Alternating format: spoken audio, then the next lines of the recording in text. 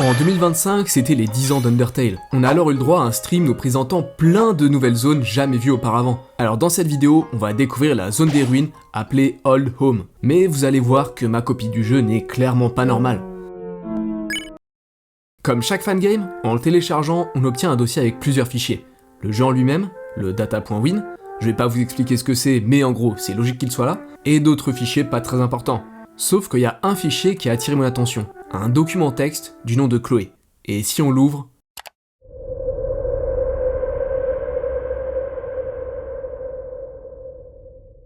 C'est carrément flippant, mais surtout, pourquoi il y a ce fichier-là? Enfin, ils auraient pu faire apparaître cette chose dans le jeu directement. Bref, lançons le jeu.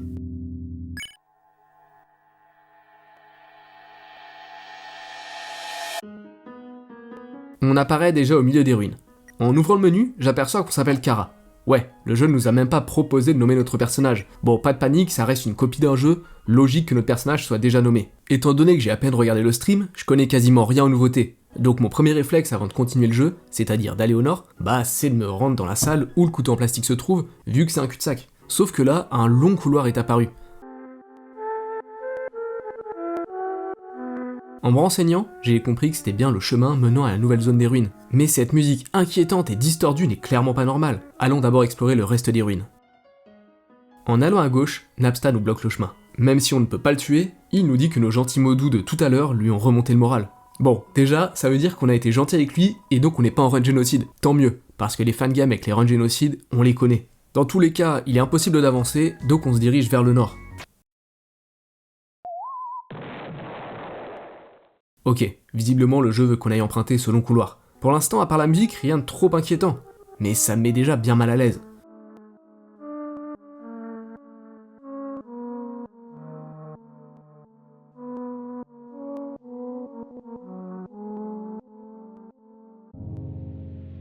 Je me retrouve dans le noir complet. Après quelques minutes, je trouve Flowey. Enfin, ce qu'il en reste plutôt.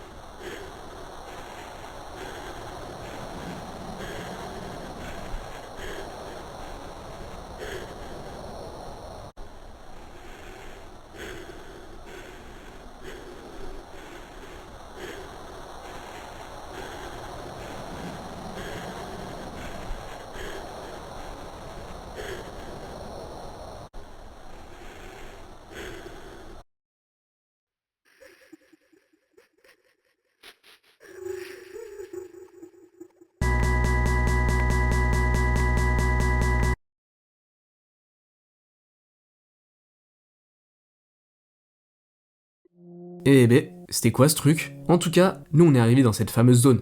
En descendant l'escalier, on trouve la carte de la zone. Je pense qu'on est sûrement le cœur rouge. La carte ne nous localise pas précisément, mais seulement dans la zone où on est. Il semble y avoir différentes zones accessibles, ainsi que des éléments à récupérer, ou des PNJ peut-être, étant donné qu'il y a des points jaunes et des points verts. Et à propos de ça, on fait la rencontre du premier PNJ. Il ressemble comme deux gouttes d'eau à Grillby, le barman de Snowdin. Sauf que celui-ci n'a aucune couleur, comme s'il était sans vie. Il a l'air étonné que nous soyons là, puisqu'il nous demande comment est-ce qu'on est arrivé jusqu'ici. Il se présente, il est le gatekeeper. En gros en français, le portier, ouais, c'est un peu moins stylé. Il protège les âmes qui entrent et sortent de ce monde. Mais nous, on ne devrait pas être là. Ou plutôt, on n'aurait pas dû revenir. Mais heureusement, on peut partir. Et pour cela, on doit lui ramener un fragment d'âme. Pas plus d'infos sur comment le récupérer pour l'instant, mais les points sur la carte indiquent sûrement des éléments importants. On discute avec les habitants de la ville, qui nous confirment qu'on doit partir. Et vite. La dernière âme comme nous qui est restée trop longtemps, a fini enterrée dans le jardin. Je commence par me diriger vers la droite, où les Frogids semblent avoir perdu leur visage, et aussi leur langue. Je me fais d'ailleurs attaquer par un, que j'élimine sans trop de difficulté. Sauf que celui d'après me fait bien plus de dégâts, et surtout je me fais attaquer tous les 3 pas. Je meurs donc, et décide de visiter la ville et discuter avec les autres PNJ. On croise Goner Kid, la version morte de Monster Kid, qui nous répète qu'on ne devrait pas être ici, qu'on ne doit pas rendre ça plus dur que ça ne l'est déjà, et nous demande de le laisser tranquille. Bon, c'est pas la première fois qu'on nous le dit, sauf que lui il a l'air de bloquer l'entrée d'une maison. Alors on reviendra sûrement plus tard. Au sud de la ville, ce long escalier nous mène à rien. Et la carte ne va pas nous être utile. On doit donc avancer dans le brouillard sans savoir ce qui nous attend.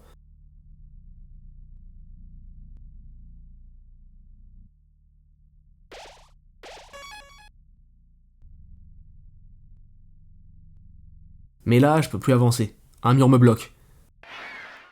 C'est quoi ce truc?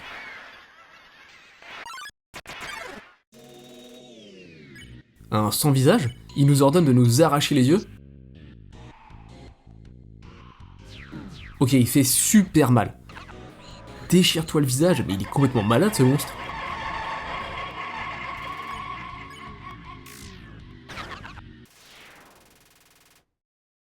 On parvient à l'éliminer et on obtient un fragment d'âme. Ça veut dire qu'on va devoir en connecter plusieurs. En remontant en ville, je remarque cette maison qui est ouverte, avec à l'intérieur le couteau en plastique. Ça aurait pu m'être utile il y a quelques secondes ça. Ah, on peut se regarder dans le miroir.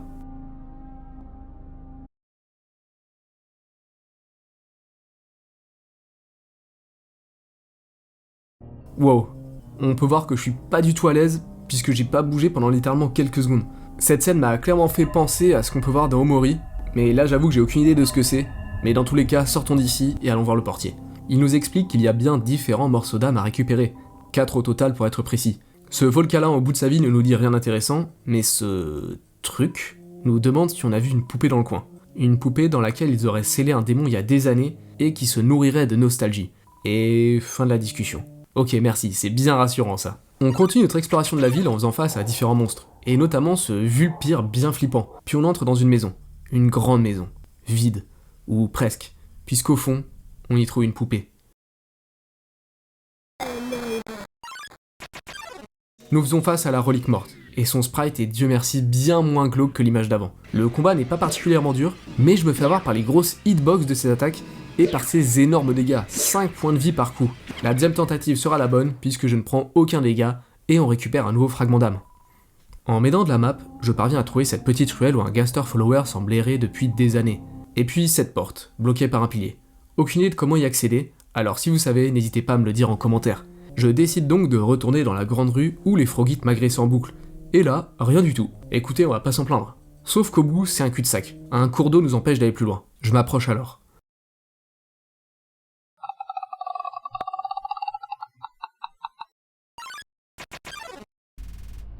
Je n'ai pas d'autre choix que de me laisser submerger et me noyer. J'ai du mal à respirer, et je perds petit à petit des points de vie. Mais dans un élan de détermination, je parviens à asséner un coup à cette monstruosité, et on l'élimine. On obtient ainsi le 3e fragment d'âme, plus qu'un, et nous pourrons quitter ce monde. Enfin, j'espère. En le donnant au portier, il commence à y croire. Il pense que oui, nous pouvons quitter cet endroit. Et si cela lui semblait si compliqué au début, c'est parce que de nombreux enfants n'ont pas eu cette chance. Et c'est en entendant ces mots que je me suis questionné. Enfant, mort? Là, vous l'avez peut-être puisqu'il y avait déjà un indice dans cette vidéo, mais effectivement, la porte de cette maison est maintenant accessible. Et elle était avant bloquée par Goner Kid, littéralement un gamin mort. On entre et la maison semble délabrée. Au sol, on trouve un cadeau trempé et un énorme trou. On peut pas voir précisément le fond, mais on discerne une silhouette. Il y a quelqu'un en dessous, c'est sûr. On continue de fouiller à la maison, mais on entend d'un coup des pas. Quelqu'un approche. On a quelques secondes pour se cacher. Les portes sont fermées, alors pas le choix. On doit ramper sous le lit.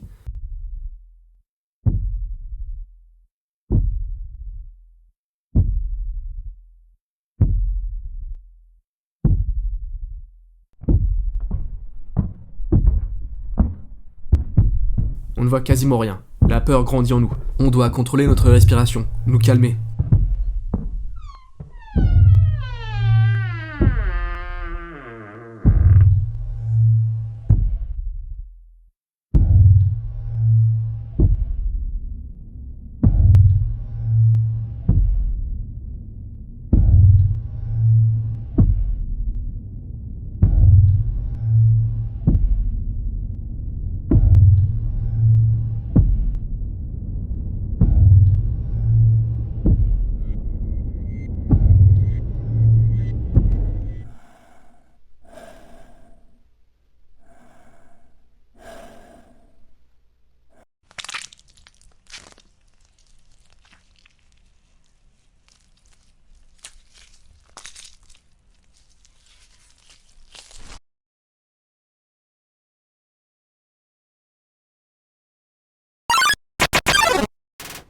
C'est Toriel? Mon enfant, est-ce que c'est toi? Ok, c'est vraiment Toriel. Parce qu'il y a quelque chose que je vous ai pas dit. Le portier nous a pas simplement parlé d'enfants morts, il nous a raconté l'histoire d'un humain qui serait tombé dans les ruines. Toriel l'aurait accueilli et se serait occupé de lui. Mais l'humain, lui, souhaitait partir. Bon, cette histoire, vous la connaissez évidemment, sauf que là, l'humain ne quitta pas les ruines. il resta aux côtés de Toriel. Mais depuis ce jour, l'enfant et sa mère ne furent plus jamais revus. Alors qu'est-ce qui s'est passé? Aucune idée. La créature est défigurée. On peut voir que seules 2 parties de son corps sont ensanglantées, sa main et sa bouche. Et on va très vite comprendre pourquoi. Elle ressemble à Toriel, mais on n'est même plus sûr que ce soit son âme qui l'habite. Le monstre n'hésite pas à nous attaquer avec de puissants sorts. Sauf que ses paroles ne vont pas avec ses actes. Toriel nous dit de venir avec elle, qu'elle nous protégera. Quelque chose ne va clairement pas. On doit quitter cet endroit et vite. La créature continue de nous appeler, jusqu'à utiliser le prénom Chloé. Est-ce que c'est le nom de l'enfant mort? Attendez, mais c'est le nom que portait le document dans le dossier de jeu? Alors c'est tout le jeu qui est maudit? Après l'avoir attaqué plusieurs fois, Toriel s'arrête. Elle avoue s'être laissée emporter par la colère, et avoir frappé, plusieurs fois. Elle ne pouvait pas la laisser partir, elle devait la protéger. Mais au moment où elle réalisa ce qu'elle avait fait, il était trop tard. Elle l'entend toujours, tous les soirs, crier, encore et encore. Ouais, si Toriel avait la mâchoire et surtout les poings en sang, c'est pour cette raison. C'est parce que c'est elle qui a tué l'enfant. C'est elle qui a tué Chloé.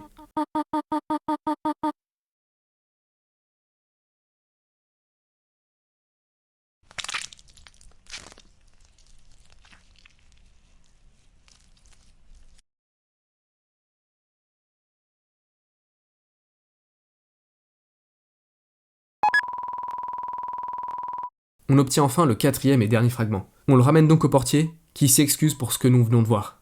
Il aurait dû se douter que Toriel reviendrait. Quoi qu'il en soit, on a réuni les fragments, et non seulement on va pouvoir quitter ce lieu, mais le portier va aussi pouvoir purifier ce royaume abandonné. Il nous remercie chaleureusement et disparaît, nous permettant d'avancer.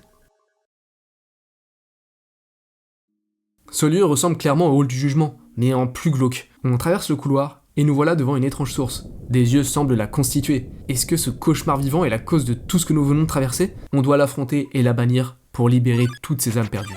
Le combat commence, et on apprend que cette chose se nomme Dante.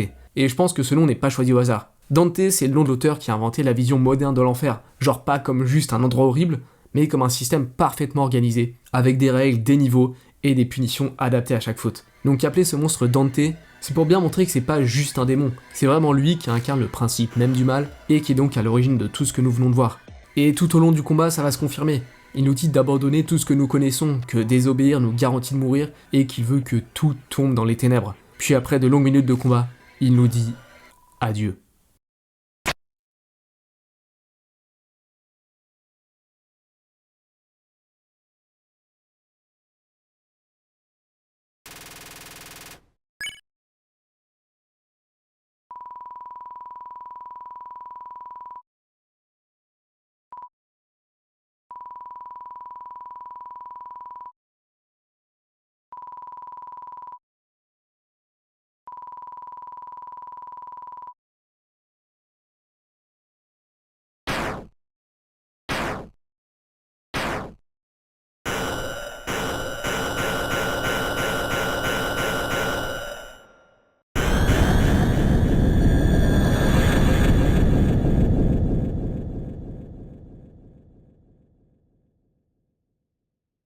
Le jeu s'est fermé tout seul, et c'est donc la fin de ce fangame. Je vais essayer de vous expliquer ce qu'on peut comprendre de ce fangame. Dante représente donc la source du mal, et la ville représente, elle, le purgatoire. C'est un lieu entre la vie et la mort, où les âmes attendent d'être purifiées. Et du coup, Dante, lui, représente ce qui retient les âmes prisonnières, et empêche ce lieu d'être libéré. Alors est-ce qu'on a réussi à éliminer l'enfer lui-même et purifier ce lieu? Ou est-ce qu'on a simplement été renvoyé dans le monde des vivants? Ou peut-être même que notre personnage est condamné à errer lui aussi, puisque nous ne pouvons plus relancer le jeu. Bref, je vous laisse faire vos théories en commentaire, et dites-moi aussi les fangames que vous voudriez voir. Si vous avez aimé la vidéo, n'oubliez pas le like et de vous abonner, et ciao tout le monde.